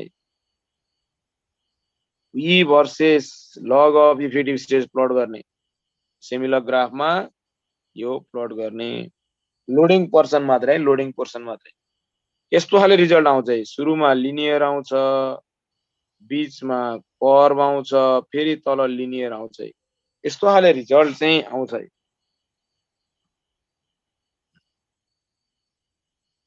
तल पनि लिनियर आउँछ यसरी हेर्नुस् है यो लिनियर आउँछ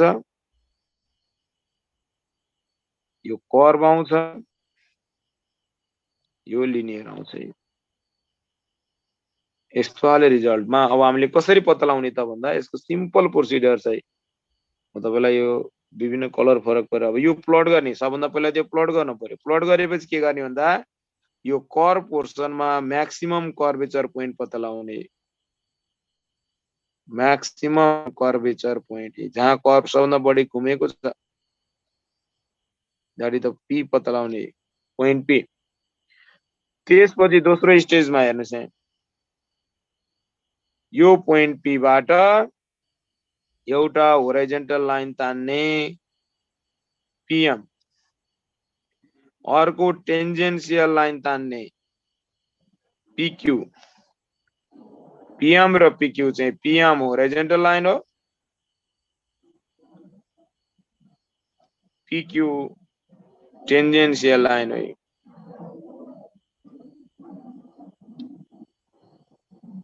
टेन्जेन्सियल लाइन दोस्रो स्टेज। अब तेस्रो स्टेजमा जाने। तेस्रो स्टेजमा के जाने भन्दा तेस्रो स्टेजमा अब यो एंगल एम पी क्यू नाप्दिने प्रोटेक्टरले नापेर एउटा लाइन तान्ने पीआर। पीआर कस्तो लाइन हो भन्दा बाइसेक्टर लाइन हो। Bisector of angle M P Q. यो एंगल र यो एंगल इक्वल चाहिँ बाइसेक्टर। अब त्यसपछि के गर्ने भन्दा चौथो स्टेजमा चौथो स्टेजमा तपाईले यो तलको लिनियर पोर्सनलाई मासतिर इलोंगेट गर्ने। यो तलको लिनियर पोर्सनलाई यसरी मासतिर इलोंगेट गर्दै गर्दै गर्दै लाने। इलोंगेट गर्दै लगेपछि यसले यो बाइसेक्टर लाइनलाई यास भन्ने पोइन्टमा काट्छ। तलको लिनियर पोर्सनलाई मासतिर इलोंगेट गर्ने, यसले यो बाइसेक्टर लाइन पीआर लाई यास भन्ने पोइन्टमा काट्छ। त्यही पोइन्ट नै सिग्मा मैक्स को पोजिसन हुन्छ। यहाँबाट तपाईले के गर्नुहोस्, यसरी भर्टिकल ड्रप गरिदिनुहोस्। यहाँबाट सिग्मा मैक्स को भ्यालु आउँछ। यास भने सिग्मा मैक्स को पोजिसन। यसरी यास पोइन्ट भने के where elongation of lower linear portion meet lower linear line meet the bisector line. bisector line लाई जहाँनिर भेट्छ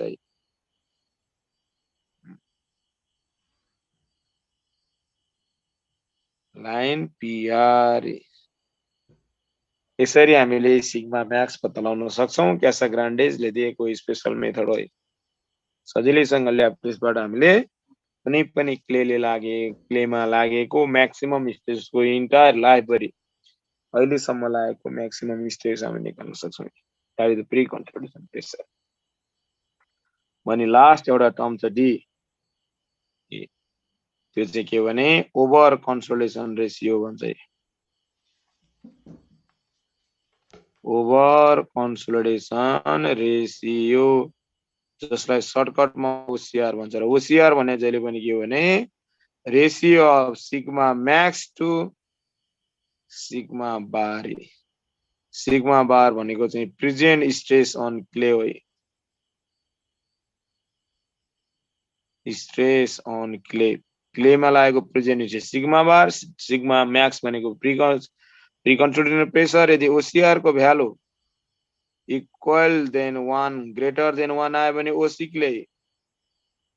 यदि इक्वल अर लेस देन 1 आयो भने एनसी क्ले हो भनेर बुझ्नु पर्छ। ल यो चारवटा टर्म्स आफैमा एकदमै इम्पोर्टेन्ट टर्म्स हो। यो चाहिँ हामीले जान्न जरुरी छ। सोधिन सक्छ define NC clay, OC clay, pre consolidation pressure and OCR भनेर 5 मार्क्स मा। ल अब यो चारवटा टर्म्स पछि यो कन्सोलिडेसन को लास्ट पार्ट के भने calculation of settlement. How to calculate the settlement due to consolidation. Calculation of settlement. तपाईले बनाएको स्ट्रक्चर भनिसकेपछि यसले कति सेटलमेन्ट दिन्छ भनेर कसरी निकाल्ने। यसका विभिन्न तरिकाहरू मध्ये सबभन्दा पहिलो तरिका using change in void ratio. तपाईलाई चेन्ज इन भोइड रेशियो थाहा छ भने डेली थाहा छ भने डेली कसरी निकाल्ने हेर्नुस्। पहिला फर्मुला डिराइभ गर्नु। फर्मुलाको डेरिभेसन पनि सोधिरहेको छ। पहिला यसलाई फ्रम 3 फेज डायग्राम भनेर सुरु गर्छौं हामी। 3 phase diagram volumetric strain del V and V लाई हामी minus del e by 1 plus e naught को टर्ममा रिप्रेजेन्ट गर्न सक्छौं भनेर भने मैले 3 फेज डायग्राममा। डेल बी भनेको del H into cross section area, del V भनेको total height into area by minus del e by 1 plus e naught. डेलीले घट्ने भन्ने कुरा मात्रै बताउँछ यहाँ, एरिया एरिया काट्यो, यहाँबाट डेल याज आउँछ। Del H equals to daily by 1 plus e naught into H, र यही डिक्रिज इन हाइट भनेकै के हो भने सेटलमेन्ट हो। Settlement equals to daily by 1 plus e naught into H. This is the equation, first equation. अब यही फर्मुला युज गरेर यदि हामीलाई चेन्ज इन भोइड रेसियो दिएको छ भने अब कस्तो खाले न्युमेरिकलमा यो फर्मुला हुँदा न्युमेरिकल यस्तै 5 meter thick clay layer was found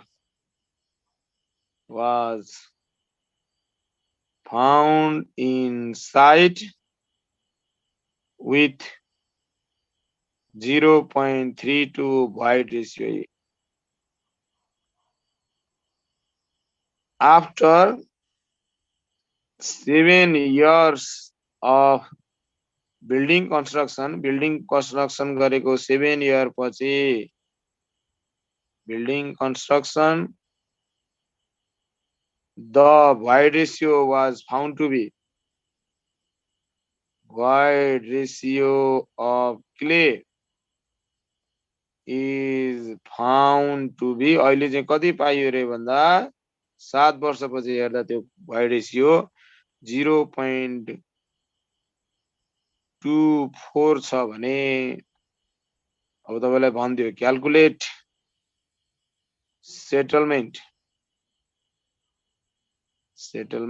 occurred in this 7 year, occurred in this 7 year, यो 7 वर्षमा त्यहाँ कति सेटलमेन्ट आयो होला भन्दै भने अब यो फर्मुला युज गर्ने।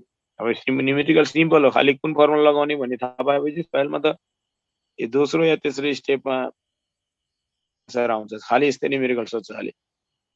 अब कति हुन्छ यहाँ हेर्नु, सुरुको इनर त्यो 0.32, आफ्टर 7 years ई कति भयो भन्दा 0.24 7 years मै। अब क्ले यहाँबाट डेली आउँछ, डेली इक्वल्स कति भन्दा 0.08। अब यास दिएकै छ क्लेको 5 मिटर भनेपछि माथिको फर्मुला हो, S equals to daily by 1 plus e naught into H 0.08, 1 plus 0.32 into 5 metre settlement मिटरमा आउँछ। 7 वर्षमा यति सेटलमेन्ट भयो भनेर हामी भन्न सक्छौँ। ल यस्तो खाले न्युमेरिकल सोध्यो भने हामीले यसबाट गर्नुपर्छ। अब अर्को जाउँ दोस्रोमा के दियो भने युजिङ एमबी और एबी, एमबी दियो और एबी दियो भने के गर्ने रहेछ। अब डेरिभेसनै हेरौँ यहाँ। सबभन्दा पहिला फ्रम डेफिनेसन अफ एबी, जहिले पनि माथिबाट डेरिभेसन यहीँबाट सुरु गर्नुपर्छ, फ्रम 3 पेज डायग्राम हुन्छ। जस्तो तपाईलाई यसरी सोध्यो, derive the relation of settlement using AB, coefficient of compressibility भन्यो भने त्यही फ्रम 3 पेजबाट सुरु गर्ने र यहाँसम्म जाने from definition AB equals to के हो भन्दा AB equals to minus del e by del sigma bar हो। ए डेफिनेसनमा पढ्यौँ हामीले भने यहाँबाट डेली को नेगेटिभलाई छोड्दै हुन्छ किनकि त्यसले डिक्रिज इन भोइड रेशियो मात्रै बताउँछ। अब सब्स्टिट्युटिङ इन इक्वेसन 1 यसलाई लगेर तपाईले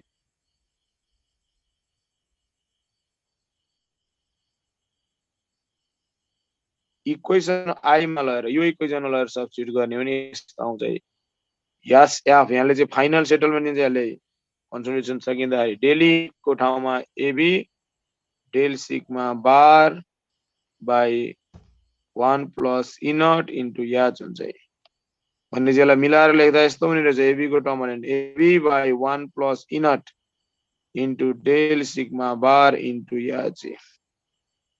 अब एबी भन्ने यो फर्मुला एमबी को रिलेसन निकाल्नु भन्यो भने फेरि यहाँ फर्दर जानुपर्छ। वी हेभ हामीलाई के थाहा छ भन्दा एमबी इक्वल्स टु जहिले पनि एबी बाई 1 प्लस इनट हो। डिफिनेसनबाट हामीले इस्टाब्लिस गरेको रिलेसन नि। अब यहाँ यसलाई सब्स्टिट्युट गर्नु then SF equals to MB whole into del sigma bar into याचे। अब याच भनेको थिकनेस अफ क्ले भइहाल्यो। यो त केही गाह्रो कुरा भएन यसमा। एमबी र एबी त हामीलाई थाहा छँदैछ। यो डेल सिग्मा बार भने चाहिँ के भन्दा increase in stress after construction हो। तर हामीले अब इन्क्रिज क्लेको माथि एउटा हुन्छ क्लेको बटममा एउटा हुन्छ त्यही भएर मिडमा लिने गर्छौँ एभरेजको लागि। त्यही भएर इन्क्रिज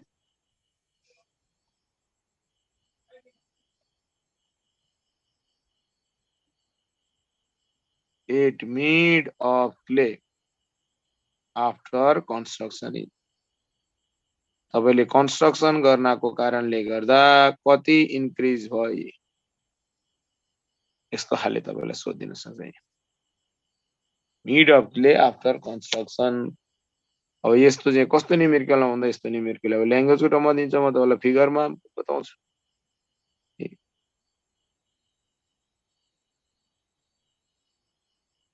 एउटा म्याट छ यसको फाउन्डेसन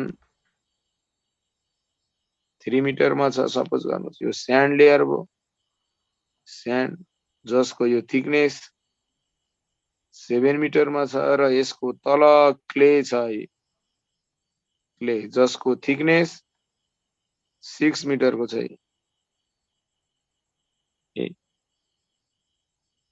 अब पानी कतै यता होला अहिले यसै बनाऊ। यसको gamma 16 kilo newton per metre cube छ। क्लेको प्रोपर्टिज गामा स्याड 20 छ। यसको इनट 0.27 छ र तपाईलाई चाहिँ के दिदियो भन्दा MB दिदियो। MB equals to 0.0025 metre square per kilo Newton छ एमबी भने। अब तपाईलाई सेटलमेन्ट निकाल भन्दिन्छ। अब यहाँ दिदिन्छ स्ट्रक्चरले ल्याउने टोटल लोड दिदिएला सपोज गरौँ ल्याङ्ग्वेजको टर्ममा दिन्छ मैले यहाँ हेर्नु 50,000 किलो न्यूटन छ र यो म्याट चाहिँ म्याटको साइज चाहिँ तपाईको 10 मिटर इन्टु 12 मिटरको म्याट छ भने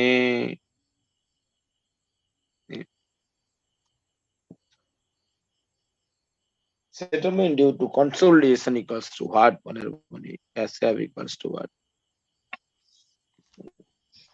यो स्ट्रक्चर बन्दाखेरि यसले कति सेटलमेन्ट दिन्छ। अब माथिको फर्मुला हेर्नुस् न एमबी दिने बित्तिकै फर्मुला फिक्स छ SF equals to MB whole into del sigma bar into H. तपाईलाई एमबी दिएकै छ। याच भनेको थिकनेस अफ क्ले स्यान्डको कन्सोलिडेसन हुँदैन त्यही भएर स्यान्डको थिकनेस राख्न पाइएन। That is the clay को property याद 6 मिटर छ। तपाईले खाली डेल सिग्मा बार पत्ता लगाउनु पर्यो। यो स्ट्रक्चर बन्नको कारणले गर्दा तपाईको क्लेमा कति स्ट्रेस इन्क्रिज हुन्छ भन्ने कुरा तपाईले निकाल्नु पर्यो। अब त्यो निकाल्ने तरिका चाहिँ के हो भने सबभन्दा इफेक्टिभ तरिका भनेको यस्तै सहिलो र मोस्टली युज अघि नै मैले कन्सोलिडेसन डिफिनेसन हामी मिडमा निकाल्छौँ भने मैले जहिले पनि मिडमा निकाल्नु पर्छ। एभरेज आउँछ मिडमा र जहिले पनि कन्सिडरेसन के हो भने हाम्रो लोड चाहिँ 2:1 डिस्ट्रिब्युसन हुन्छ भन्ने कुरा हो। जहिले पनि कन्सिडरेसन यो 2:1 यसको मतलब के भने यदि यहाँबाट जेड डेप्थ तल जानु भएको छ भने यहाँनिर यसको विड्थ फाउन्डेसनको विड्थ बी छ भने यस्तो हुन्छ। यसको एरिया के हुन्छ भने यहाँ Z/2 जान्छ यो बी भइहाल्यो यो Z/2 जान्छ भनेपछि टोटल विड्थ चाहिँ कति हुन्छ भन्दा बी प्लस जेड हुन्छ। यति एरियामा आएर स्ट्रेस बाँडिँदाखेरि यहाँनिर आउँछ डेल सिग्मा बार भनेको यहाँ इन्क्रिज भएको स्ट्रेस हो डेल सिग्मा बार हेर्नुहोस् है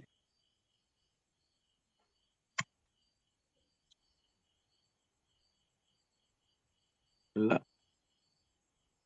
यो चाहिँ हामीले यसरी बुझ्नुपर्छ है त्यसो हो भने डेल सिग्मा बार के हुन्छ है डेल सिग्मा बार चाहिँ total load by B plus Z into L plus Z हुन्छ है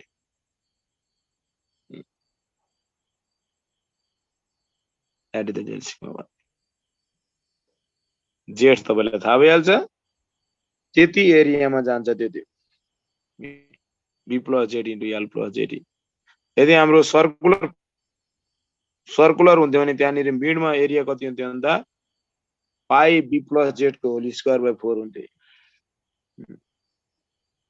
that is the del sigma bar del sigma bar यसरी निकाल्ने हो माथि फर्मुला लगाएर निकाल्नु पर्छ जस्तो अहिले न्युमेरिकल सोधिदिन सक्छ है तर ल्याङ्ग्वेजको टर्ममा सोधिदिन्छ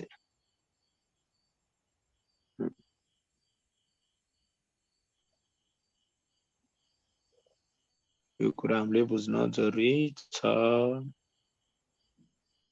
ल यदि एमबी अथवा एबी दिदियो भने एमबी दियो भने यो फर्मुला एबी दियो भने एबी बाई 1 प्लस इनर र डेल सिग्मा बार दुईटैमा निकाल्नु पर्छ यसरी हामीले चाहिँ निकाल्छौं यो दोस्रो खाले न्युमेरिकल डेल सिग्मा बार निकाल्नुस् र त्यो फर्मुलामा लगाएर राख्दिनुस् जसबाट तपाईले settlement due to consolidation calculate गर्न सक्नुहुन्छ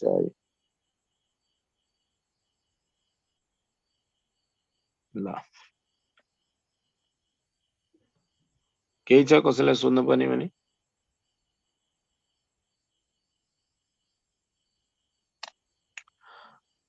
अब जाउँ हामी तेस्रोमा तेस्रो using CC or CR CC NC को लागि NC स्टेजमा CR OC स्टेजमा तपाईलाई पटक पटक भनेको छ रिलोडिङ भनेको OC हो CC भनेको यो अब पहिला जाउँ for NC clay for NC clay को लागि CC मात्रै हुन्छ है CC र हामीले CC equals to from definition नै पढाएको थियौ CC equals to minus daily by log in situ controlation लाई sigma not bar by sigma not bar plus del sigma bar भनेर पढाएको थियौ in situ controlation को लागि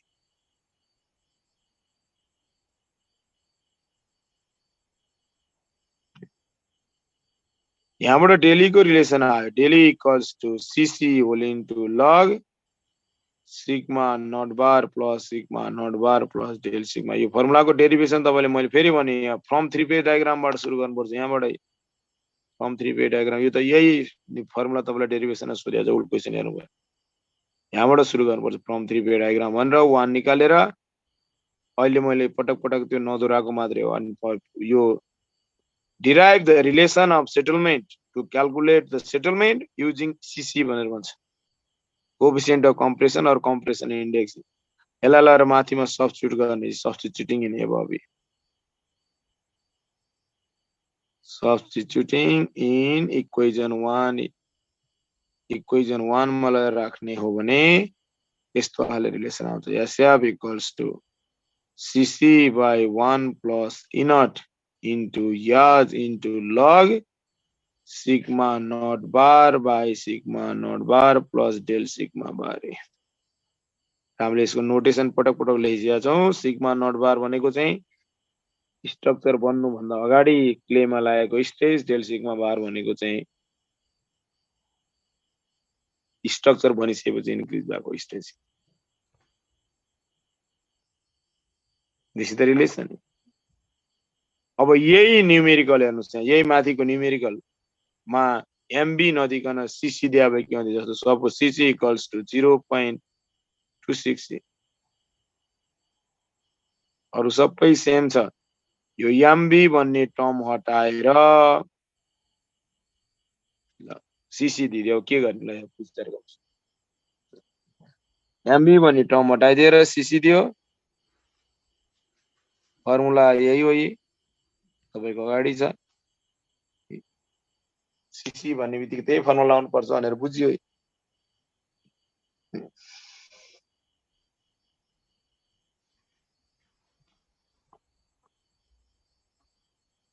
अब सीसी को यो फर्मुलामा हेर्नुस् है सीसी दिएकै छ इनट दिएकै छ याज थिकनेस अफ क्ले दिएकै छ डेल सिग्मा बार अहिले भर्खर माथि निकालेको दिएकै छ अब तपाईले एउटा एक्स्ट्रा चीज निकाल्नु पर्छ सिग्मा नट बार भने चाहिँ के भन्दा कन्स्ट्रक्सन छैन भनेर सपोज गर्नुस् कन्स्ट्रक्सन नहुँदाखेरि त्यहाँ लागिरहेको स्ट्रेस इफेक्टिभ स्ट्रेस यो पनि हामीले जहिले मिडमा लिनुपर्छ एभरेज आउनको लागि at mid of clay sigma not bar हामीले निकाल्न सिकिसकेका छौं इफेक्टिभ स्ट्रेस च्याप्टरमा योभन्दा अगाडि इफेक्टिभ स्ट्रेस च्याप्टरमा to calculate the sigma not bar के हुन्छ sigma not bar equals to अहिलेकोमा हेर्नुस् है यो अहिलेको न्युमेरिकलमा हेर्नुस् है बिल्डिङ छैन भनेर मान्नुस् है त्यही माथि निकालेर देखाइन्छ यहाँ सिग्मा नट बार तपाईलाई सिग्मा नट बार चाहिएको यहाँनिर सिग्मा नट बार हेर्नुस् है सिग्मा नट बार के हुन्छ सिग्मा नट बार बिल्डिङ छैन माथि सपोज गर्नु छैन building sigma not bar sigma minus u तपाईले पढ्नु भएको इफेक्टिभ स्ट्रेसमा नट भनेको त इनिशियल भन्ने मात्रै हो त्यो चाहिँ अब सिग्मा कति छ यहाँ हेर्नुस् है मिड अफ क्ले हेर्नुस् सिग्मा 16 into 7 स्यान्डले गर्दा अनि पानी मुनि छ 20 into 3 क्लेले गर्दा मिड सम्म पुग्दा 20 into 3 that is the total stress pore water pressure कति हुन्छ त्यहाँ हेर्नुस् यहाँ मिड भन्दा माथि पानी कति 3 मिटर आइपुग्छ जहिले पनि gamma W into H W that is 9.81 into 3 यहाँबाट आउँछ सिग्मा नट बार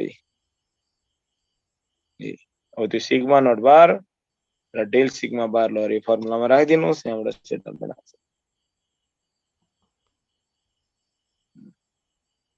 त्यसरी हामीले सीसी युज गरेर we can calculate the settlement due to consolidation NC क्लेको लागि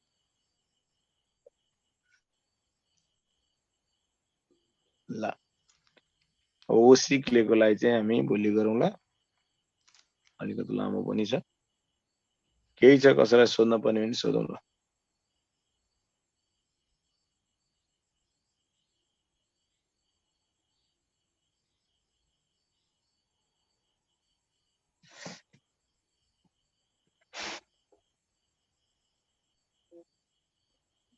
हामी अलिकता फेरि माथिबाट हेरौँ हामीले आज के पढ्यौं सर हजुर मलाई यो के रे उस्तै नि कन्सेप्ट थियो नि कन्सेप्टको दोस्रो पोइन्ट बुझाइदिनु न ल अब कन्सोलिडेसन हामीले सुरु गर्यौं आज के रे कम्प्रेसिबिलिटीबाट सुरु गर्यौं कम्प्रेसिबिलिटी द प्रोपर्टी अफ स्पाइल जसले भोल्युम घट्छ र कन्सोलिडेसन फिनोमिना हो सेटलमेन्ट रिजल्ट हो भनेर भने कन्सोलिडेसन तपाईलाई मैले बताएँ कन्सोलिडेसन के हो भनेर यो कन्सेप्ट बुझ्यो अब यो कन्सेप्टमा तपाईले पहिलो फिगरमा हेर्नुस् बिफोर कन्स्ट्रक्सन क्ले छ पानी होस् या नहोस् सरकार भएन टेबल वाटर टेबलको त्यो एउटा साइड त्यस्तो चाहिँ आफ्टर इमिडिएट कन्स्ट्रक्सन तपाईले बिल्डिङ बनाउने सकिने बित्तिकै के हुन्छ भने बिल्डिङको सारा लोड सोइलमा परे 2:1 डिस्ट्रिब्युसन गरे 2:1 डिस्ट्रिब्युसन गर्ने बित्तिकै त्यो लोड इफेक्टिङ एरिया भित्र त्यो डट लाइन भित्रको स्टक के रे सोइलमा चाहिँ त्यो लोड पर्छ र त्यो भित्रको पानी वाटर इनकम्प्रेसिबल हुन्छ है वाटर इनकम्प्रेसिबल भइदिया भएर सबै लोड पहिला भोइडमा रहेको पानीमा पर्छ है जो इनकम्प्रेसिबल छ त्यसैमा पर्ने लोड है त्यसकारणले गर्दा यदि त्यहाँ पिजोमिटर ल्याएर नाप्ने हो भने त्यहाँको पानीमा excess pore water pressure develop भएको देखाउँछ डेल्याज देखाउँछ पिजोमिटरले त्यहाँ डेल्याज भनेको वाटर टेबल भन्दा माथि डेल्याज देखाइदिन्छ भनेपछि त्यहाँको पानीमा excess pore water pressure U0 develop भएको हुन्छ। U0 भनेको del H into gamma W, त्यति पोर वाटर प्रेसर। त्यो हिडन लाइन डट लाइन छ 1:2 डिस्ट्रिब्युसनको कालो लाइन, त्यसको भित्र त्यति स्ट्रेस बढी डेभलप हुन्छ भोइडको पानीमा। त्यस्तो भएपछि के हुन्छ भन्दा पानीको एउटा बानी के भने ऊ हाई हेडबाट लो हेडतिर बग्छ है। And low high head develop भएको कारणले गर्दा सराउन्डिङ सोइलमा चाहिँ पहिला जति थियो त्यति नै छ। लोड इफेक्टिङ एरियामा चाहिँ जब हाई हेड डेभलप हुन्छ पानी हाई हेडबाट लो हेडतिर बग्न थाल्छ। अब कन्सोलिडेसन स्टार्ट भइहाल्यो क्या। अब कन्सोलिडेसन स्टार्ट पानी बाहिर जान्छ, भोइड खाली हुन्छ। तेस्रो फिगरले बताइरहेछ कन्सोलिडेसन इन प्रोसेस भोइड बाहिर पानी बाहिर जान्छ, भोइड खाली हुन्छ। त्यो खाली भएको भोइडलाई माथिको लोडले क्याच्छ, थिच्छ, कन्सोलिडेसनबाट सेटलमेन्ट आउँछ। फेरि पानी बाहिर जान्छ, अरू भोइड खाली हुन्छ, अरू भोइडलाई पनि माथिको स्ट्रेचरले थिच्छ, सेटलमेन्ट बढ्दै बढ्दै जान्छ, पानी बाहिर जाँदै जान्छ, भोइड खाली हुँदै जान्छ। र अब क्लेको कोएफिसिएन्ट अफ पर्मिटिभिटी कम भएर बिस्तारै चल्दै जान्छ। कति बेलासम्म चल्छ त भन्दा चौथो फिगर जति बेलासम्म त्यो पिजोमिटरमा देखाएको एक्सेस हेड यानी एक्सेस पोर वाटर प्रेसर 0 हुँदैन। अब 0 हुने बित्तिकै के हुन्छ भन्दा लोड इफेक्टिङ एरिया र सराउन्डिङ सोइलमा चाहिँ हेड इक्वल हुन्छ, यानी पोर वाटर प्रेसर इक्वल हुन्छ, जसको कारणले गर्दा पानी इक्वल प्रेसरमा बग्दैन। नभएपछि कन्सोलिडेसन सकियो र त्यति बेलासम्म जति कम्प्रेसन भइसकेको हुन्छ that is the total settlement SF हामी निकाल्न सक्छौँ। That is the concept of consolidation. Sir हजुर हामीले यो टेस्ट गर्यौं नि हैन, टेस्टमा चाहिँ अनलोडिङको केसमा हामीले 0 सम्मै बनायो हैन। मैले कता कता बुकमा चाहिँ 10 किलोमिटर पर मिटर स्क्वायर सम्म राख्ने भन्ने देखाएको थियो के। खास 0 नै बनाउने हो कि 10 अनलोडिङको केसमा? होइन, you can go to up to 0 सम्म जान सकिन्छ। हामीलाई 10 किलोन्युटन पर मिटर भन्दा तल किन नगएको भन्दा चाहिँ हाम्रो त्यो लेभलसम्म अनलोडिङ हुँदैन हैन। किन भन्दा चाहिँ हाम्रो इन्सिटु कन्ट्रोलेसनमा चाहिँ माथि सोइलको लेयरले दिएको स्ट्रेस लागिरहेको हुन्छ, हामीलाई आवश्यक परेन। तर हामीलाई चाहिँ अनलोडिङको सही इफेक्ट हेर्नको लागि हामी 0 सम्म जान सक्छौँ। ल यो भयो। अब टाइप्स अफ कन्सोलिडेसन पढियो, त्यसपछि हामीले यसको कन्सेप्ट पछि टाइप्स अफ सर यो कन्सोलिडेसन। स्यान्डी सोइलमा कन्सोलिडेसन थोरै हुने हो कि क्लेको भन्दा कस्तो हो सर? केमा? स्यान्डी सोइलमा। स्यान्डी सोइलहरुमा धेरै नेग्लिजिबल हुन्छ, किन भन्दा पानी भोइडमा हुँदै हुँदैन र त्यसकारण गर्दा उनीहरूले भोइड पामा पानी राख्नै सक्दैन। स्यान्ड ग्राभिटीले हामीले पहिला पनि भनेको कुरा हो। त्यसकारण गर्दा उनीहरूले पानी राख्न नसक्ने भएर कन्सोलिडेसन उनीहरूको फिचर नै होइन कि। हो जति हुन्छ त्यो सिद्धिहाल्छ एकदमै इमिडिएट, किन फेरि पर्मिटिभिटी हाई हुन्छ। पर्मिटिभिटी हाई हुने भएर जति नेग्लिजिबल भयो नि जति हुने हो त्यो चाहिँ इमिडिएटली भइहाल्छ। क्लेको जस्तो लामो समय लाग्दैन। सर यहाँ कम्प्याक्सन गर्दाखेरि नै कभर भइहाल्ने भयो हैन सर? हजुर कम्प्याक्सन गर्दाखेरि नै कभर भइहाल्ने भयो हैन स्यान्डी सोइलहरुमा? लागु सुरुमा बनाउँदै त्यो सकिहाल्छ कि। सर यो टिपमा के फ्रम युडी सोइल भन्नुभएको नि, यो के हो सोइल स्याम्पलको? युडी भनेको अनडिस्टर्ब सोइल। क्ले फेला पर्ने बित्तिकै अनडिस्टर्ब सोइल निकाल्नुपर्छ हामीले। ट्युब ड्राइभ गरेर जस्तो फिल्डमा छ त्यस्तै त्यसलाई कति डिस्टर्बेन्स सकभर 0 बनाउने हिसाबले हामीले चाहिँ ट्युबलाई त्यहाँ भित्र ड्राइभ गरेर त्यो ट्युब बोरी सोइल स्याम्पल निकालेको हुन्छ। त्यसलाई हामी अनडिस्टर्ब सोइल भन्छ, युडी सोइल भन्छ सर्टकटमा। एकदम पपुलर वर्ड हो युडी भने। अनडिस्टर्ब। सर यो सिग्मा म्याक्सको बारे अलिकति भनिदिनु न सर। यो त्यो मेरो त्यो के भयो नेट कनेक्सनले गर्दा मैले सुन्न पाएँ। सिग्मा म्याक्स भने त क्ले फर्मेसनबाट अहिलेसम्म आउँदाखेरि त्यो क्लेमा लागेको म्याक्सिमम स्ट्रेस लाई हामी ग्राफबाट चाहिँ कसरी हेर्ने सर? त्यो हजुर ग्राफ बनाउँदै गर्दाखेरि गएको सर। जस्तो यो एस पोइन्ट निकालिसकेपछि त्यसपछि चाहिँ के गर्नुभयो मैले सुनिन सर। त्यो एस पोइन्ट पत्ता लगाइसकेपछि त्यही एस पोइन्ट भनेकै सिग्मा म्याक्सको पोजिसन हो। र त्यो एस पोइन्ट पत्ता लगाइसकेपछि त्यहाँबाट भर्टिकल लाइन ड्रप गर्ने र त्यसले एफसी सम्म जहाँ काट्छ त्यहाँबाट भ्यालु आउँछ, त्यो नै सिग्मा म्याक्स हो। यो एस भन्ने पोइन्ट पत्ता लगाइसकेपछि यहाँबाट भर्टिकल लाइन ड्रप गर्ने, त्यो भर्टिकल लाइनले हाम्रो एफसी लाई यहाँनिर मिट खायो, यसको कोअर्डिनेट नै सिग्मा म्याक्स हो। एस कर्भ भनेको यो के भन्छ लोअर स्ट्रेट लाइनलाई चाहिँ उसँग जोडेको हैन सर? लोअर लिनियर लाइनलाई मास्तिर इलोंगेट गर्दा बाइसेक्टर लाइनलाई यही लेखेको छु मैले। Where elongation of lower line linear line mid the bisector line PRA जहाँ बाइसेक्टर लाइनलाई भेट्छ तलको लोअर लिनियर पोर्सनले त्यो नै पोइन्ट यास हो। ए हस् हस् सर त्यो सिसी अनुसारकै हामीले प्रेसर निकालेर क्याल्कुलेसन गरेको थियौँ नि लास्टमा के सिसी अनुसार त्यो यसो बताइदिनु न। त्यो त सिसी हुने बित्तिकै यो फर्मुलामा तपाईको यो फर्मुला हुने बित्तिकै तपाईले डेल सिग्मा बार भनेको स्ट्रक्चरको कारणले गर्दा इन्क्रिज भएको त्यो तगिनेको न्युमेरिकल वान निकालेको थियो हामीले। सिग्मा नट बार भनेको चाहिँ बिल्डिङ बन्नुभन्दा अगाडि नै त्यो क्लेको मिडमा लागेको इफेक्टिभ स्ट्रेस हो। त्यो निकाल्ने तरिका मैले यहाँ बताइहालेँ। सिग्मा नट भनेको जहिले पनि सिग्मा माइनस यु हुन्छ। बिल्डिङ छैन भनेर हटाइदिनुहोस्। बिल्डिङ नहुँदाखेरि माथिको स्ट्यान्डले दिन्छ 16/7 प्लस मिडमा जाने भएर क्ले स्याचुरेटेड छ। क्लेको 20 छ 20/3 मिड भनेको 3 मा पर्यो 20/3 त्यति चाहिँ टोटल स्ट्रेस भयो। पोर वाटर प्रेसर कति छ त मिडमा भन्दा त्यो मिडबाट पानीको हाइट चाहिँ 3 छ। त्यसकारणले गर्दा 9.81/3 gamma W into S W अनि त्यहाँबाट यु अनि सिग्मा माइनस यु भनेकै सिग्मा नट बार भइहाल्यो। सर हजुर हजुर सर यो डेल सर यो एमबी वाला न्युमेरिकल थियो नि सर त्यसको एकचोटि भनिदिनु न सर मलाई। के वाला सीसी भन्दा माथिको न्युमेरिकल थियो नि सर युजिङ एमबी और एबी वाला। एमबी मा त झन् सहिलो भइहाल्यो नि। एमबी मा त MB into del sigma bar into याज भयो। याज भनेको थिकनेस अफ क्ले एमबी भनेको कोएफिसिएन्ट दिइहाले हाउले। डेल सिग्मा बार भनेको चाहिँ मिडमा increase in stress. मिडमा increase in stress हो। मिडमा चाहिँ जहिले पनि हामीले जेट डेप्थ भनेपछि फाउन्डेसनबाट मिडसम्मको डेप्थ जेट हामी निकाल्न सक्छौँ।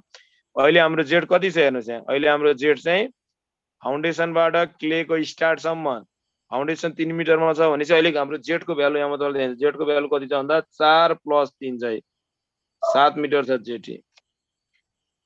भनेपछि अब जेट थाहा हुने बित्तिकै हाम्रो मिडसम्म पुग्दाखेरि उसले कति एरियामा बाँड्छ त भन्दा B plus Z into L plus Z एरियामा।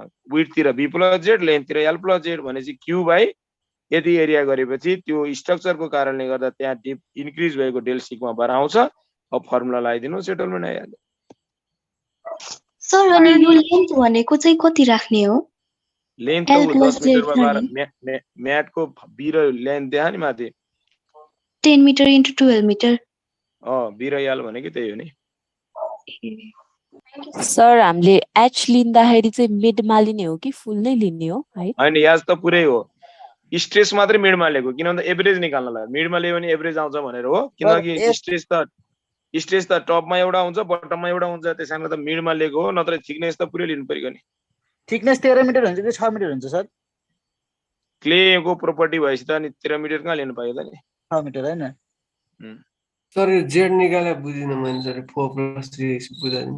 त्यहाँ त के हो र त्यहाँबाट हेर्नु न जेट भनेको मिडसम्मको डेप्थ निकाल्नु त आफै निकाल्छ नि त्यो त। फाउन्डेसन लेभलबाट मिडसम्मको डेप्थ 4+3 के गरेको भन्दा 3 भनेको क्लेको मिडसम्म 6 को आधा भइहाल्यो। 4 भनेको माथिको स्यान्डमा हेर्नु त फाउन्डेसन 3 मिटरमा छ स्यान्डको डेप्थ 7 मिटरको छ भनेपछि फाउन्डेसन मुनि स्यान्डको लेयर कति छ भन्दा 4 मिटरको छ।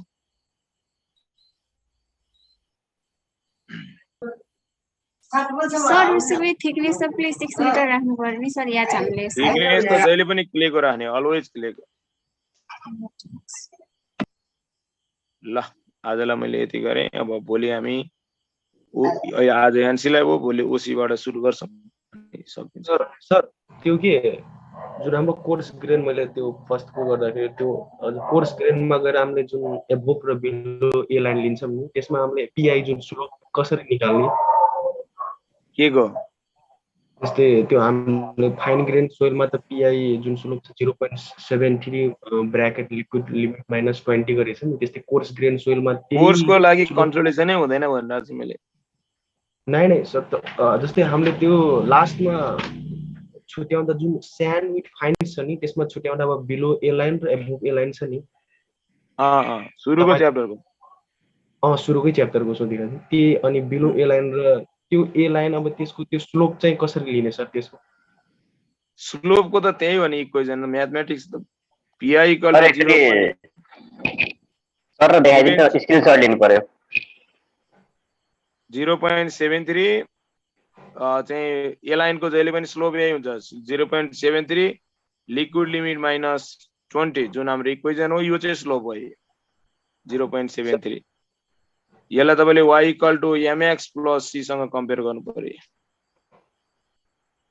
त्यो डाइरेक्ट जस्तै यो मैले हिसाब गर्दा चाहिँ त्यो डाइरेक्ट PI 7 लिएर गरिरहेको थियो कि 7 भन्दा ठुलोलाई एबोभ मानिरहेको थियो त्यही गरिरहेको थियो कि त्यो बुकमा केमा ए जस्तै सर ए लाइनको त्यो इक्वेसनलाई त्यही त यो लाइनको इक्वेसन है भने 0.73 लिक्विड लिमिट -10 20 यो त मात्र फाइन ग्रेन सोइलको लागि हैन र सर कोर्स ग्रेन सोइलको लागि पनि तपाईले त्यहाँ तपाईले बिलो एलाइन र एबभ एलाइन छुट्याउने जुन त्यो ग्राफमा थियो त्यो भनेको त फाइन्सको प्रोपर्टी हो नि त्यहाँ मिसिएको फाइन्सलाई छुट्याएर तपाईले लिक्विड लिमिट र प्लस लिमिट त कोर्स ग्रेनको त हुँदै हुँदैन नि त्यो त कोर्स ग्रेन त्यो त हो त्यहाँ तपाईले फाइन्स छुट्याएर त्यो फाइन्सको लागि तपाईले पत्ता लागेको लिक्विड तपाईले त्यहाँ डेभलप त्यहाँ चाहिँ जुन मिसिएको फाइन्स छ त्यो चाहिँ कोर्स ग्रेनमा मिसिएको फाइन्स चाहिँ सिल्टो कि क्ले हो भनेर पत्ता लगाउनको लागि तपाईले चाहिँ प्लास्टिसिटी चार्ट युज गर्नुपर्छ जुन प्लास्टिसिटी चार्ट भनेको तलको चार्ट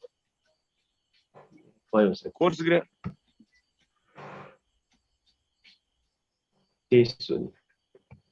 ल आजलाई मैले यति गरेँ Thank you, sir.